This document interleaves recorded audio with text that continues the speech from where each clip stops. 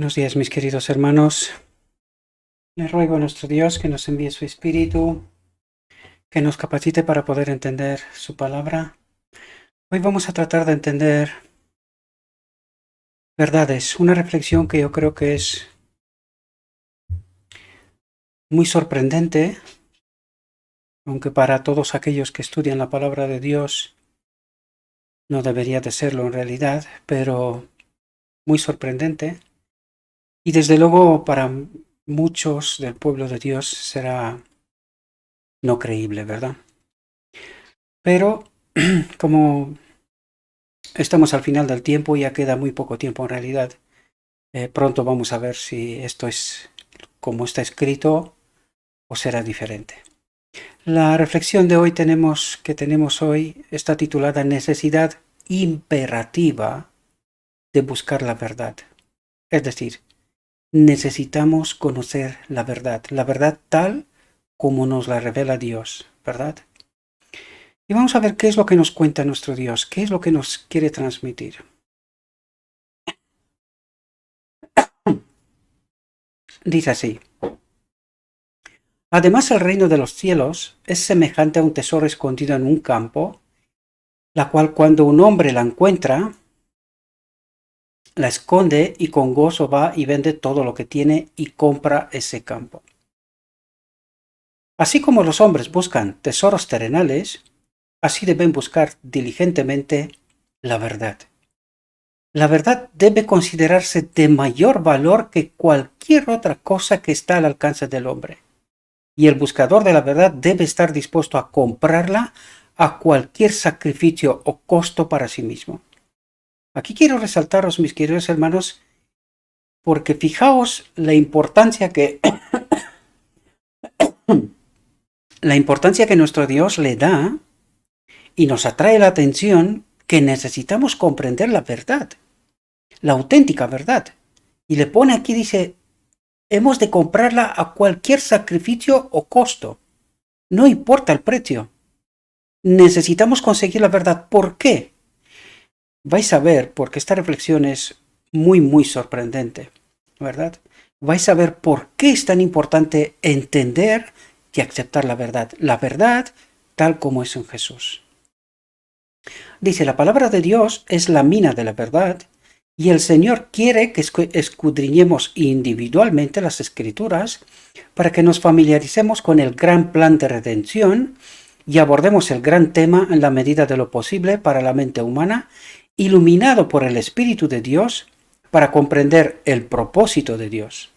Quiere que comprendamos algo de su amor al dar a su Hijo para que muera, para que pueda contrarrestar el mal, quitar las manchas contaminantes del pecado, de la obra de Dios y restablecer lo perdido, elevando y ennobleciendo el alma a su pureza original a través de Cristo. Dice, la única forma en que la raza caída podía ser restaurada es mediante el don de su Hijo. Y fijaos de lo que nos habla aquí, queridos hermanos, y por qué siempre os digo yo que es que la doctrina de la Trinidad es una falsa doctrina. Fijaos lo que nos dice aquí. Dice, la única forma en que la raza caída podía ser restaurada es mediante el don de su Hijo, dice.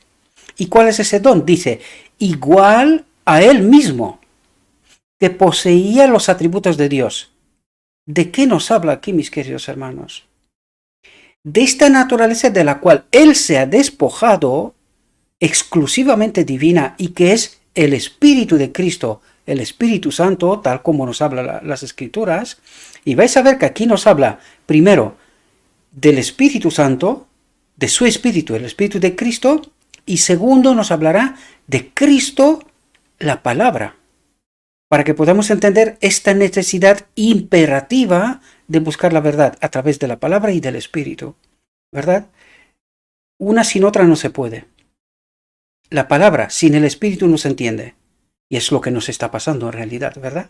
Por lo tanto, aquí nos habla de su Espíritu, de esta naturaleza de la cual Él se despoja antes de venir a la tierra. Fijaos lo que nos dice a continuación. Dice, aunque tan exaltado, Cristo consintió en asumir la naturaleza humana, es decir, despojarse de su divinidad, para poder trabajar a favor del hombre y reconciliar con Dios a su súbdito desleal, es decir, a nosotros. Cuando el hombre se rebeló, Cristo defendió sus méritos en su favor y se convirtió en sustituto y fiador del hombre. Y se comprometió a combatir los poderes de las tinieblas en favor del hombre. Y cuando nos habla aquí de sustituto y fiador, sustituto en toda la obra que ha hecho hasta la cruz y fiador de que él se compromete, por eso es fiador del hombre, se compromete a combatir los poderes de las tinieblas en favor del hombre cuando ahora, hoy en mi vida, es esa transformación, ¿verdad? De esto nos habla. Y prevaleció venciendo al enemigo de nuestras almas y presentando al hombre la copa de la salvación, el camino, la solución, ¿verdad? Por eso nos dice, seguidme. Dios ha dotado a la humanidad de atributos mediante los cuales podemos apreciar a Dios. Y aunque el hombre se ha rebelado contra Dios y se ha esforzado por suplir el lugar de Dios con otros objetos de adoración, solo el Dios verdadero puede satisfacer las necesidades del alma. Cristo dijo, yo si fuere levantado de la tierra, a todos atraeré a mí mismo. Fijaos lo que nos dice aquí. Dice, Cristo será el gran centro de atracción. Y fijaos de lo que nos habla después, ¿verdad? Cristo será el gran centro de atracción, el objeto al que se invita la atención del mundo. Y la palabra de Dios lo describe así. El Señor ha confiado a sus hijos su palabra escrita. Cristo en palabra, ¿verdad? El verbo. El Señor ha confiado a sus hijos su palabra escrita para que escudriñen las escrituras, comprendan la verdad y la anuncien a los que están en las tinieblas del error. Dice, ¿cuán diligentemente debemos escudriñar esta palabra? El estudiante diligente será ampliamente recompensado porque las gemas de la verdad deben recogerse y separarse de la compañía del error. ¿Qué nos quiere decir aquí? No sé si recordáis que os dije que la primera obra que hicieron los pioneros adventistas en 1844 fue de redescubrir las verdades, ¿verdad? Purificar la verdad del error. Separar, ¿verdad? Pues esto mismo nos dice aquí, dice, el estudiante diligente será ampliamente recompensado porque las gemas de la verdad deben recogerse y separarse de la compañía del error, de las doctrinas, teorías falsas, ¿verdad? Dice, la Biblia se nos presenta como una preciosa revelación del cielo, pero para comprenderlo, debemos escudriñar diligentemente sus páginas con espíritu de oración y corazón humilde. Y aquí quiero que prestéis toda la atención, mis queridos hermanos, porque lo que nos va a empezar a revelar ahora son cuestiones muy sorprendentes, muy sorprendentes. Cuidado que aquí constantemente habla del pueblo de Dios, ¿verdad? De su pueblo. Y fijaos lo que nos dice, prestad toda la atención. Dice, el espíritu que prevalece en nuestros tiempos es el de la infidelidad y la apostasía. Recuerda una vez más, está hablando de la iglesia, no está hablando del mundo. Está hablando de la iglesia, ¿vale? El espíritu que se manifiesta en el mundo, cuando dice mundo, se refiere a todos. Es el del orgullo y la exaltación propia. Y si no me creéis, mirad dentro de la iglesia. Miradlo. ¿Vale? Los hombres, dice, se jactan de estar iluminados. Lo que en realidad es la más ciega presunción. ¿De qué habla aquí? ¿De qué mundo habla aquí? Es la iglesia, queridos. Nos habla de la iglesia. Lo que pasa es que tenemos que entender símbolos, metáforas, ¿verdad? Utiliza un lenguaje no muy directo, ¿verdad? Para que aquel que tiene el espíritu pueda entender y el que no lo tiene no lo entiende, ¿verdad? Por lo tanto, dice, los hombres se jactan de estar iluminados. ¿No decían esto los judíos? ¿Sí? Y nos pasa esto también a nosotros. Pues eso es lo que nos trata de decir, ¿verdad? Los hombres se jactan de estar iluminados, lo que en realidad es la más ciega presunción, pues se oponen a la clara palabra de Dios. ¿De quién nos habla? Del pueblo de Dios, ¿verdad? Muchos exaltan la razón humana. ¿De qué habla aquí? Muchos exaltan la razón humana, idolatran la sabiduría humana y ponen las opiniones de los hombres por encima de la sabiduría revelada de Dios. ¿De qué está hablando aquí, mis queridos hermanos? ¿Quiénes son estos hombres que son exaltados? Es decir, muchos exaltan la razón humana. ¿Quiénes son estos hombres? Los ministros, queridos. Confían más en los ministros que en lo escrito está. Eso es lo que nos trata de decir. Dice, muchos exaltan la razón humana, idolatran la sabiduría humana. Dice, idolatran, los ha convertido en ídolos, y ponen las opiniones de los hombres por encima de la sabiduría revelada de Dios. Y es justo lo que está pasando, ¿verdad? Esto da oportunidad a la obra de Satanás, y el espíritu del anticristo está mucho más extendido de lo que cualquiera de nosotros imagina. ¿Entendéis lo que está diciendo? Porque créanme, si no entendemos bien lo que nos trata de decir aquí, no vas a entender lo que sigue. Verdades sorprendentes, a las cuales nos negamos. Pero precisamente porque nos negamos, el final será el que se nos va a decir, ¿verdad? Dice, entre la gran masa de los que profesan ser cristianos, no se comprende el carácter grave de la transgresión de la ley de Dios. Y por eso llegamos a decir que pecamos hasta que Cristo viene. Y eso es lo que nos trata de decir. Dice, no se comprende el carácter grave de la transgresión de la ley de Dios. No se dan cuenta de que la salvación solo puede obtenerse, fijaos lo que nos dice aquí, por medio de la sangre de Cristo, por su justicia imputada, y ahora entendemos de lo que está hablando. Está hablando de esta obra de su Espíritu en nosotros ahora. Es decir, por medio de la sangre, porque si cometemos algún error, hay sangre todavía para el pecador, ¿verdad? Estamos hablando del error, no de elección. Y nos dice, y por su justicia imputada. Por lo tanto, por la obra de Cristo en nosotros hoy, ¿verdad?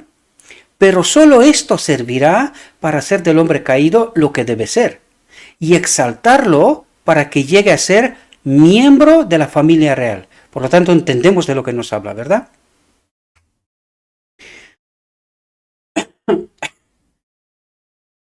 Fijaos de lo que nos dice aquí. Dice, la verdad, tal como es en Jesús, se considera una doctrina anticuada. ¿Por qué? Porque la gente dice, no, somos salvos solo por la fe. Y punto. ¿Verdad? Por lo tanto, dice, la verdad, tal como es en Jesús, se considera una doctrina anticuada. Dice, las máximas del mundo, que no conocen a Dios, se han incorporado a las teorías de la Iglesia. A los ojos de los hombres, la vana filosofía y la ciencia falsamente llamadas, ya hablamos de qué está hablando aquí, ¿verdad? De la teología, una ciencia falsamente llamada ciencia, ¿verdad? Tienen más valor que la palabra de Dios. Prevalece en gran medida el sentimiento de que el mediador divino no es esencial para la salvación del hombre. ¿De qué nos habla aquí? De que el mediador divino, ¿quién es? El Espíritu Santo, ¿verdad? Por tanto, dice, prevalece en gran medida el sentimiento de que el mediador divino, es decir, el Espíritu Santo, no es esencial para la salvación del hombre. Por eso su obra es tan desconocida. Y no entendemos, es precisamente lo que venimos hablando las reflexiones anteriores, ¿verdad? La importancia que tiene la obra del Espíritu de Cristo en nosotros hoy, esta justicia imputada, ¿verdad? Se cree y se confía más en una variedad de teorías presentadas por los llamados sabios del mundo para la elevación del hombre que en la verdad de Dios, tal como la enseñaron Cristo y sus apóstoles. El espíritu mentiroso que sedujo a Eva en el Edén encuentra aceptación con la mayoría de los habitantes de la tierra hoy en día.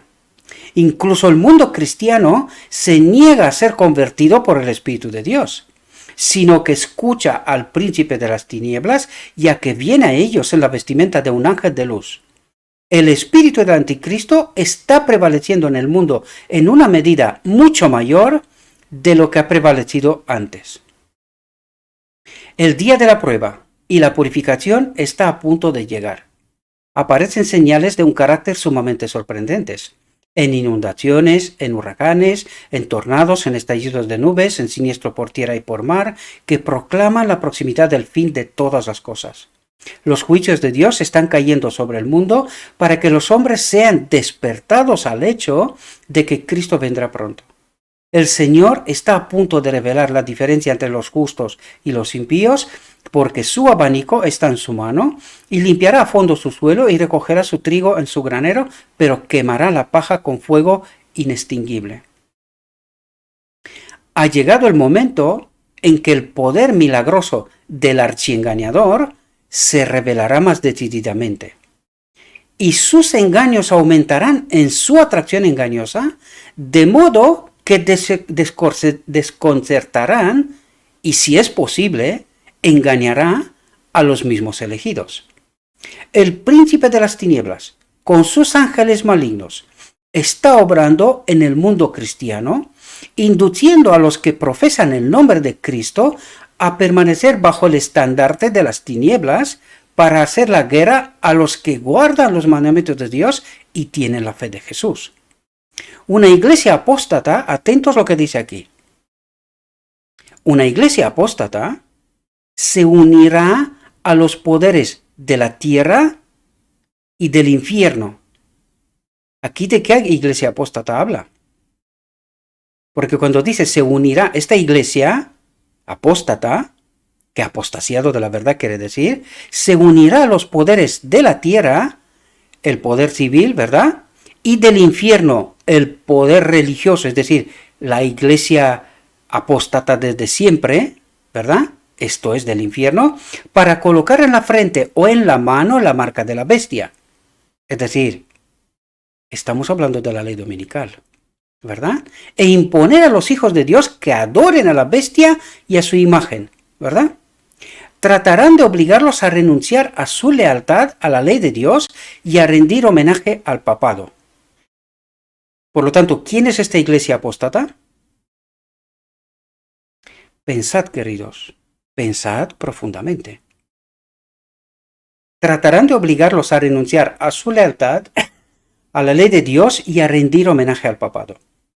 Entonces vendrán los tiempos que pondrán a prueba las almas de los hombres, porque la confederación de la apostasía, dice la confederación de la apostasía, el ecumenismo exigirá que los súbditos leales de Dios renuncien a la ley de Jehová y repudien la verdad de su palabra. Estad atentos, queridos, todas esas verdades están reveladas. ¿Las entendemos? Por eso nos dijo el título, la necesidad imperativa. Por eso utiliza el texto, la palabra imperativa. Si no, no seremos salvos, seremos engañados. Eso es lo que trata de decirnos. Y para que podamos entender de qué iglesia apóstata habla, he añadido dos textos que hablan precisamente de este asunto, de este párrafo. Fijaos lo que nos dice. Dice, entonces, perdón, no se ha terminado el párrafo anterior todavía. Dice, entonces se separará el oro de la escoria. ¿Cuál es la iglesia apóstata de la cual nos hablaba? Dice, entonces se separará el oro de la escoria y se pondrá de manifiesto quiénes son los piadosos, quiénes son leales y verdaderos, y quiénes son los desleales, la escoria y el oropel. Que nubes de paja serán entonces arrastradas por el abanico de Dios.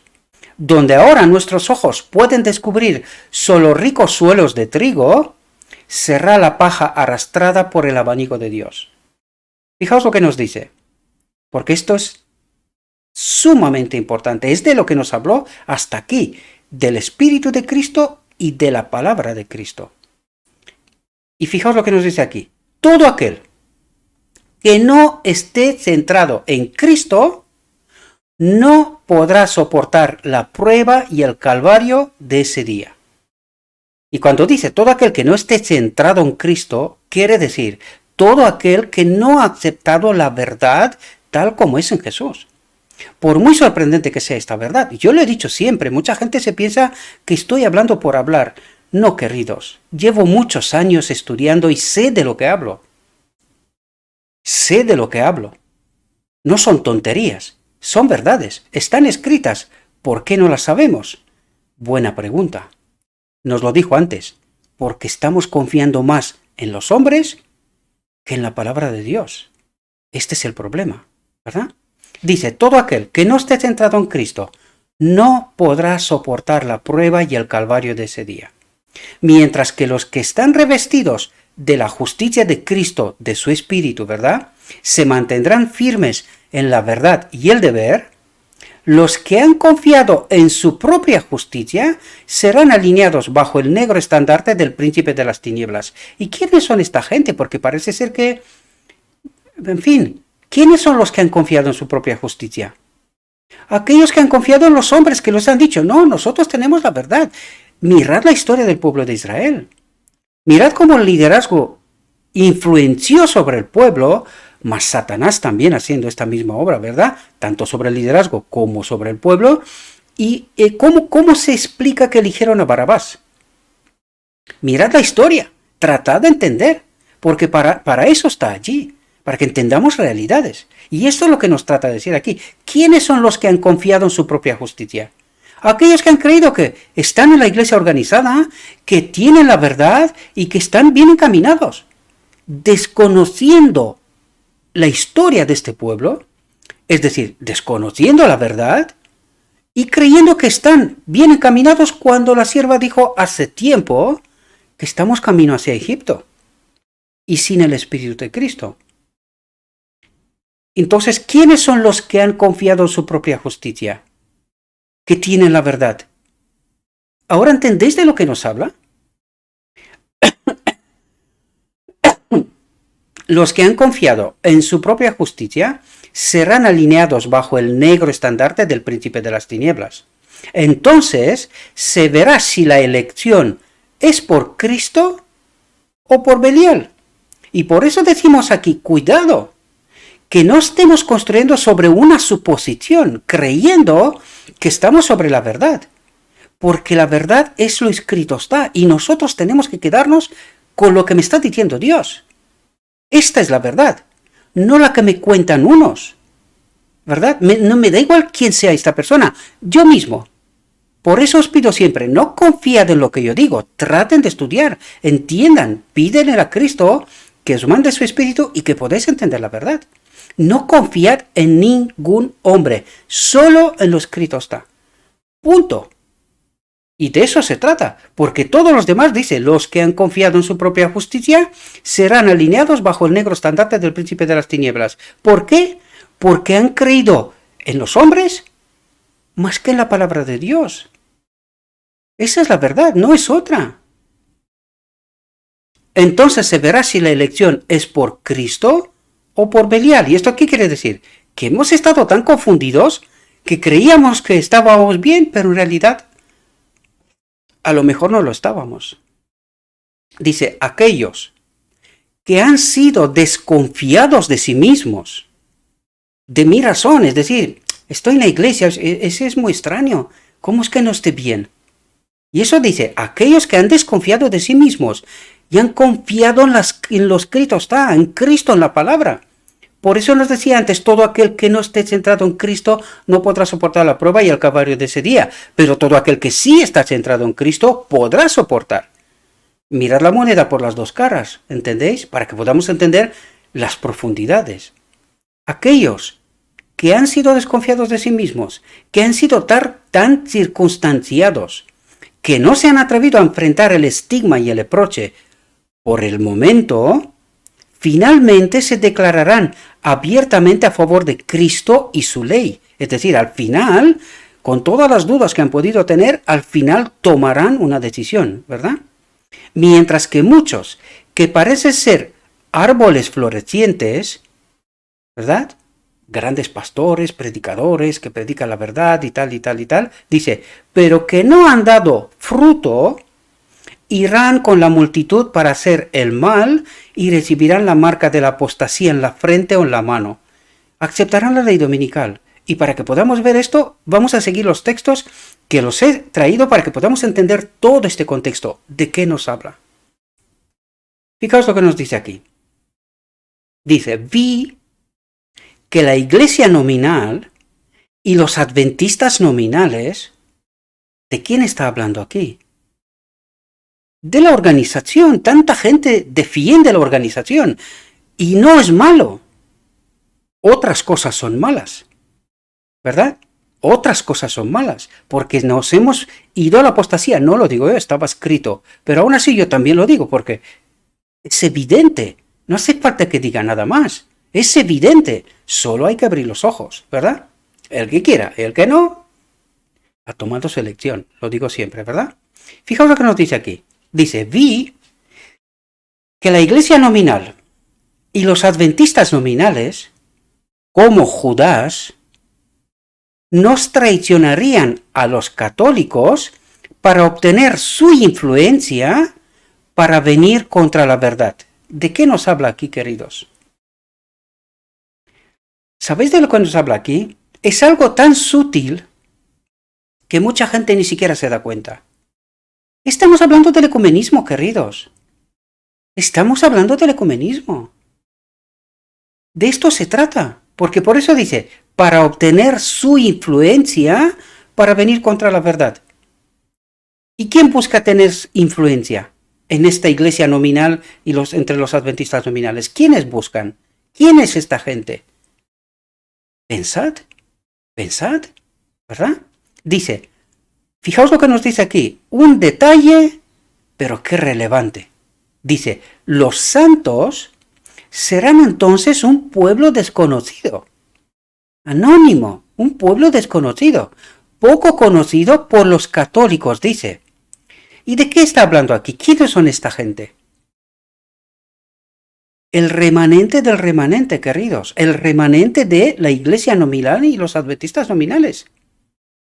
Este remanente es desconocido. ¿Por qué? Está en medio de esta iglesia. Pero no los conocen todavía. Sí, alguien los conoce, porque fijaos lo que dice a continuación.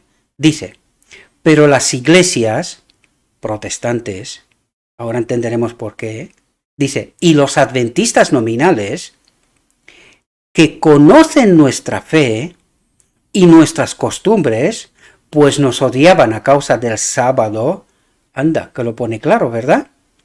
Porque no podían refutarlo. Dice, traicionarán a los santos y los denunciarán a los católicos como los que desprecian las instituciones del pueblo, es decir, que guardan el sábado y desprecian el domingo.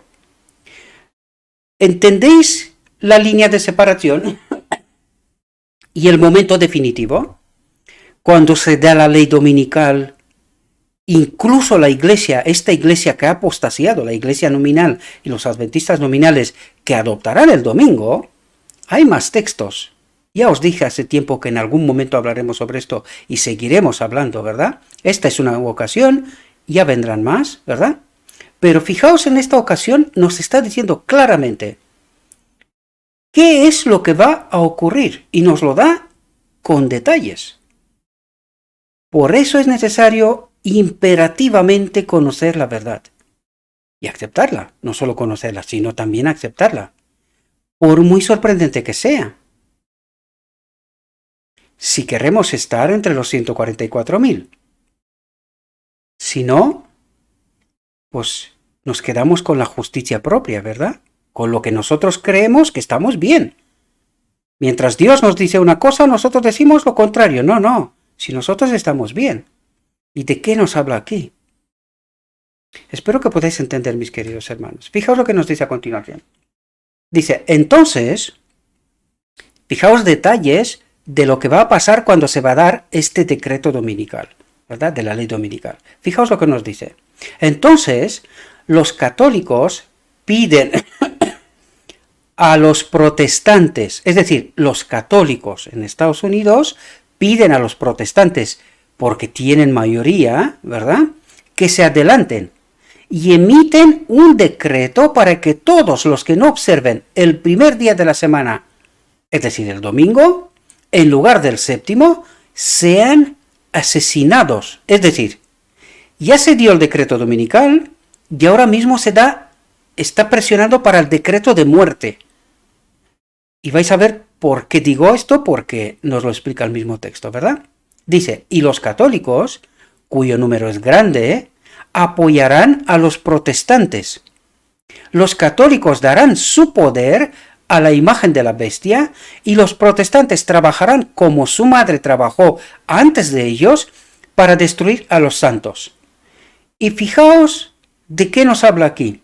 Lo que venimos diciendo desde hace tanto tiempo. Un elemento determinante. La boda del Cordero, el decreto divino. Fijaos lo que nos dice. Pero antes de que su decreto traiga o dé frutos, el decreto de muerte de ellos, dice, los santos serán liberados por la voz de Dios. Venimos hablando de este asunto hace tanto tiempo. ¿Entendéis cuándo se da el decreto divino? Justo antes del decreto de muerte. Porque si no, fijaos lo que nos dice el texto a continuación. Aquí no quedaría uno. Fijaos lo que nos dice. Entonces, vi que la obra de Jesús en el santuario pronto será terminada. Y después de que su obra allí haya terminado, vendrá a la puerta del primer departamento y confesará los pecados de Israel sobre la cabeza del macho cabrío. Fijaos cuánto significado tiene el día de la expiación y que no entendimos, ¿verdad? Dice, entonces se pondrá las vestiduras de la venganza. Nosotros sabemos que se pone las vestiduras de Rey de Reyes, porque es con esta vestidura que vendrá Cristo. Aquí dice, entonces se pondrá la vestidura de venganza. ¿Venganza por qué? Porque viene como Rey de Reyes en gloria, y todo aquel que no tiene el Espíritu de Cristo, es decir, no ha sido liberado por la voz de Dios, perecerá ante la gloria de Dios, ¿verdad? Entonces, las plagas vendrán sobre los impíos, y no vendrán hasta que Jesús se ponga esta vestimenta y tome su lugar sobre la gran nube blanca. Y fijaos lo que nos dice aquí. Entonces, mientras las plagas caen, el chivo expiatorio es conducido. ¿A dónde? Al desierto, ¿verdad? Hace una poderosa lucha por escapar, pero es sujetado por la mano que lo conduce. ¿Quién es esa mano que lo conduce? ¿Quiénes son los que conducen al chivo expiatorio, al enemigo, al desierto? Es decir, en este momento, este pueblo, liberado por la voz de Dios, no peca más. Son vencedores. Lo que el enemigo hará en este momento, por las plagas que caen, tratar de que aquí no quede ni uno. Pero no puede tocar a los santos. Por eso no puede escapar. Y esto es el simbolismo y la metáfora que nos trata de decir aquí. Fijaos lo que nos dice. Pero es sujetado por la mano que lo conduce. Es decir, este pueblo ya no peca. Por lo tanto, invalida la declaración del enemigo de Dios que el hombre no puede guardar la ley. Pues este pueblo ahora guarda la ley, no peca más. Por eso dice, esta mano lo sujeta. Es decir, no peca más. Ya no está sometida a su poder. A esto se refiere, ¿verdad? Si logrará escapar, dice el enemigo, si logrará escapar, Israel perdería sus vidas. Es decir, si nosotros pecaríamos, ya moriríamos, ya no hay solución, ¿verdad? Cristo ya ha salido del lugar santísimo, se ha terminado. Si nosotros en este momento pecaríamos, moriríamos definitivamente. Y eso es lo que trata de decirnos. Si lograra escapar, si Satanás lograría hacernos pecar, se acabó, estaríamos perdidos, ¿verdad? Israel perdería sus vidas. Vi que se necesitaría tiempo para conducir al chivo expiatorio a la tierra del olvido después que los pecados fueron puestos sobre su cabeza. Espero, mis queridos hermanos, que podáis entender las realidades profundas de lo que aquí nos dicen. Y espero que tengamos la capacidad de entender quiénes son el remanente, dónde están y cómo actúan. Porque este texto nos lo revela a detalle. Espero, mis queridos hermanos, que esta reflexión os haya podido ayudar. Os invito, como siempre, el texto final, los 2 párrafos finales últimos, yo los coloqué en el canal de Telegram. El texto de la reflexión, que es del Review and Herald, lo colocaré en la descripción del vídeo. Lo encontraréis, ¿verdad? Si queréis más detalles, en el grupo de Telegram siempre tendréis más de lo que habitualmente tendréis, ¿verdad? Por lo tanto, mis queridos hermanos, es imperativo conocer la verdad. Es tan imperativo aceptar también esta verdad. Por eso necesitamos estudiar, entender la realidad. No vaya a ser que estamos construyendo sobre una suposición, como vimos en la reflexión anterior, y que estemos engañados. ¿Habéis visto lo que dice la palabra de Dios? Estas no son mis palabras, son palabra de Dios.